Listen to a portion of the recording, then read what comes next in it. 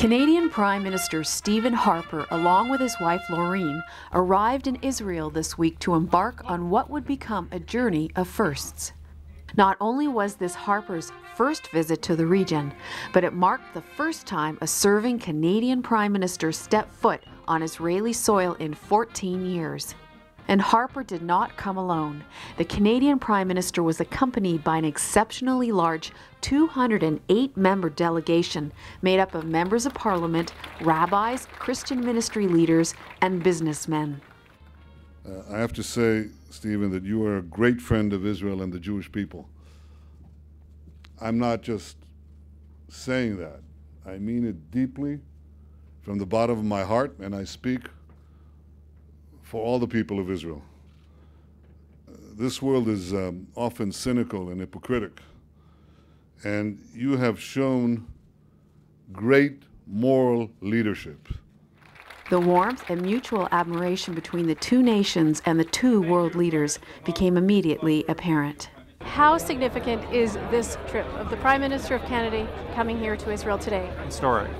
It's historic. It's once in a lifetime, well, at least for Canada, it's a long time. It's been a decade or more since we've had a Prime Minister here, but a delegation of this magnitude to this country, the atmosphere on the plane was celebratory. Well, I can tell you as Mayor of Jerusalem, having your best friend come over, having the Prime Minister of practically one of the most best friends, most committed, loyal people to the Jewish people, to the State of Israel, is a huge honor. Harper then made history by becoming the first foreign dignitary in the history of Israel to be given the key to the Knesset.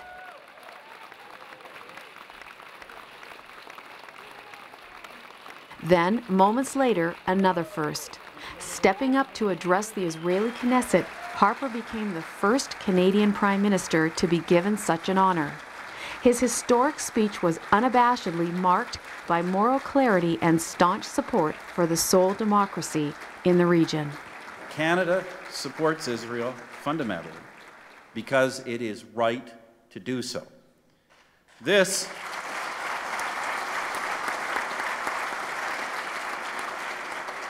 by the way, is a very Canadian trait, to do something for no reason other than it is right, even when no immediate reward for or threat to ourselves is evident.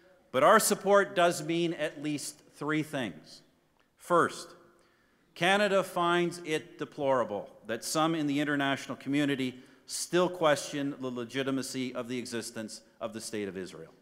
Second, Canada believes that Israel should be able to exercise its full rights as a UN member state and to enjoy the full measure of its sovereignty. Third, we refuse to single out Israel for criticism on the international stage. Most disgracefully of all, some openly call Israel an apartheid state. Now, the climax of Harper's address found in his closing comments left many of the Canadian Jewish members of his delegation awestruck. And therefore, through fire and water, Canada will stand with you. Friends, you've been... I don't remember ever in my lifetime being at an event where I was so overwhelmed as I was when I heard the Prime Minister. When you consider all of our history, my grandparents, great-grandparents, all victims of the Holocaust, and we are in Knesset, which is the hall of Jewish dialogue, for Israel, and to have a Canadian Prime Minister, the Canadian Prime Minister, coming and saying through fire and water, we are with you, and he means it because he has proven it already. It's just so overwhelming. I don't think there are words to describe it. Although streets were adorned with Canadian flags and there was clear evidence of a Canadian presence in Jerusalem. Not all Israelis are aware of the fact that there's a pro-Israel world leader in town, but for those who heard Stephen Harper's Knesset speech, there is nothing but appreciation. I saw in the news that the Canadian Prime Minister was here, and I heard what he said, and they spoke about it in the newspaper a lot. It was heartwarming. It makes me feel really good that there is a country that supports us and stands with us. But what motivates the Canadian government to posture itself as a strong friend of Israel? There is room for leadership on the international stage. There hasn't been clarity in the United Nations. There hasn't been clarity from all of our partners and allies about what it means to support democracy, market economies, economic access, all of which Israel represents. And Canada has taken that stand. I think we will find ourselves increasingly respected in Israel and well beyond for having taken it. Yet not all Canadian governments of the past have had the same connection with the Zionist state. Clearly something has shifted in Canada. According to many Canadian Christian leaders, the roots of the strong bond between the two nations can be traced back to prayer.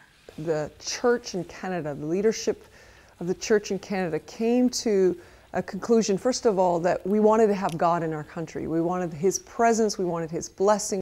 The Lord spoke very clearly to the leadership in Canada and said, the first of all first peoples, my people, the Jewish people, you need to repent as a nation for how there's been anti-Semitism in Canada and how there has been times in our history that have been very shameful as it pertains to our treatment of Israel. What I noticed since that time, I noticed that our government then picked up on it. So it's like 2 Chronicles 7:14, if my people called by my name, so that's God's people, will humble themselves and pray and seek my face, I will forgive their sins, heal their land. And so there's something that shifted in our land and something that shifted in our government.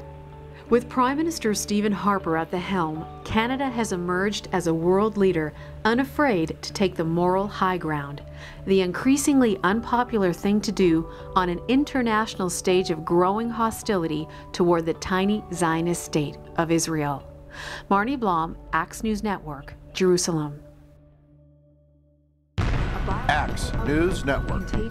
From Jerusalem to the nations. This morning, Hamas fired a rocket that hit the school. What's really important? It's now 80% of the Council's resolutions are against Israel. Visit Axe News Network. Accessible, informative, inspiring. Future peace negotiations. Jerusalem is so central to the Jewish people. Celebrating life. Preparing for war. Axe News Network. Online with the times.